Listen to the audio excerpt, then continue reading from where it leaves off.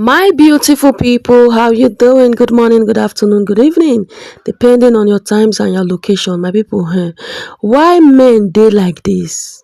If Ned Nwoko go fit go all out to damage the wife, the ex-wife image, waiting with a year for the online space. I never knew Ned have this authority or have this mind or have this capacity to do this thing when he do so. My people, just put ear for ground. Wetin Ned do dey shock to lies us will never fit come off it. Hey, Regina Daniels, they appreciate us based on say we stand by her. Say this acting when she don't come back to. E get one particular film when I watch, be like the film name na Loving Twice. Na Chike Daniels and Regina Daniels na act that film. My brother, my sister, Regina Daniels is coming up. Remaining make mouth dey touch mouth for film. Because if you see the full chest hug when Regina Daniels dey give that Chike Daniels, I call the wonder. Now Regina Daniels they act these films so because I be never great believe. Hey, maybe wetin we hear be say Ned dey waka from producer to producer, from director to director, from storytelling people to storytelling people. Come dey yarn dey say make none of them agree to use Regina Daniels for movie again. My people, come even go meet the AGN president when they call Emeka Rollas. Come dey tell her say my people no be small. E dey tell Emeka Rollas say you see this babe, so make una make sure say even if that she wan produce the film, make dem not allow the film sell for Nollywood. My people, thank God say man no be God. Because if to say man na God, all these Regina films where they fly for everywhere since marriage scatter, so therefore not they fly. Thank God for inside YouTube, they fit showcase their talent. My people no be small. The babe don't really go through a whole lot. Many things what we don't see. Many things what we don't hear for the online space concerning the relationship of Regina Daniels and the husband where sour. So they say Ned, even as they form politically busy, they work out from one local government to another. They follow governor of Delta State, they do campaign, they go, they call her hope renewed, money renewed hope. Say APC must become for inside 2027. My people, make with the wash and they go because pikin no go fit dey inside water. You cry say soap dey enter eye. My people, Nigerians don't hear win for all these people body. Nigerians, they don't see 99 remain 100 for all these people body.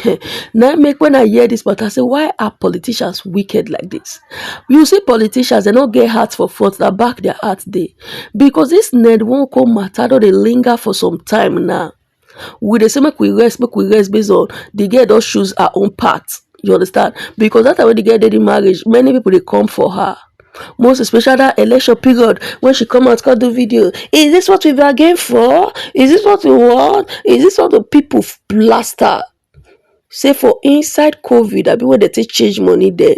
You say you don't know how much be naira because now dollars for your house. People give her basketballs. Now when she go come out play, say she's just using it to cash cruise or say no be the way she dey talk say the marriage be, no be so the marriage be. She said she just using it to chase clouds, not be chase clouds that they call her. Say the way would they feel say her marriage not be like that. She dey endure a lot. She can't bear. She not feel bear again and she burst out. Now that time she take talk say in Ned's house I am nothing, in my house I am a queen. A queen indeed. When I see the way that they wash her feet now, where they call carry crown put for her head. But people, Regina mama beat she say Regina pass 10 boys. Hey, so what Regina don't do for her? If they say she get 10 boys, she not sure say they for fit do her for her. Hey, my people, make una get that kind pikin or make una born that kind pikin wey una go fit say they pass 10 boys. Regina mama they use Regina, they brag for everywhere. My people, no be that one carry your skull here now. Now this Ned Nwoko wey say no go rest. They say this Ned Nwoko wey say he go all out to bring down Regina Daniels. Every corner na so she dey blast. Na so e dey blast. E go here, e go talk for here. E go here. Now when we come see Ned Nwoko motor, we be not gree believe. I don't drag this matter. I say no, Ned too busy for all this rubbish. To the waka location to location, set to set. We dey know where Regina Daniels want for act. We dey waka, they go all the set locations there. My people not be small. Oh. I follow the drag. Say Ned Nwoko is bigger than this. My somebody say he might not necessarily they go. He go they send security personnel. They still they follow the babe. They don't wash the girl leg comot for your ass. Why not leave this girl? My people, the way some men they take this relationship or marriage matter, they taking it to another dimension. My people, as I see the video, I say no. My people for this platform, they need to know what it is shopping. They need to know what they go on. Say Ned Nwoko say he no go lie rest until they bring down Regina Daniels for the Nollywood industry. He won't make sure say Regina Daniels go regret leaving his marriage. My people, the way we dey see Pa Ned, he still love that babe. Yes. You can never see a video of recent when they do campaign, they work out all around. So all the city senators, when they go back to their locality, they go back to their constituency, they go do video, make them for still vote them back. All of them, they go with their wives. Why Pa Ned no dey proud of Laila? Now that question that they ask, you don't hear they ask that question. Anything politically, I dey even dey hear say that senator wife seat they vacant as Regina Daniels comot. Why is Laila not taking that position? No be question when he call for answer. Now, so for all the campaign videos, when we they put all around since when Pa Ned they waka Nyoma like who they waka room and parlor, and Nyoma and Abuja come like room and parlor for Pa Ned Nwoko, we never see Regina Daniels picture, or we never see Regina Daniels video with him. Okay, that last election, Regina Daniels was all over him. Okay, we never see Regina Daniels video with her. What of Laila, the sitting wife or the wife when still they exposed? Now only 2 wives out of 6 wives. Now only 2 wives they show for the internet space. They say the rest they be old women. You know, woman with already 60 something, 70 something. What they use phone do again? And Pa Ned will not be too proud of them to come and expose them to the world that these are my wives. You understand? So the 2 ways they cash for eye. When still they enter high.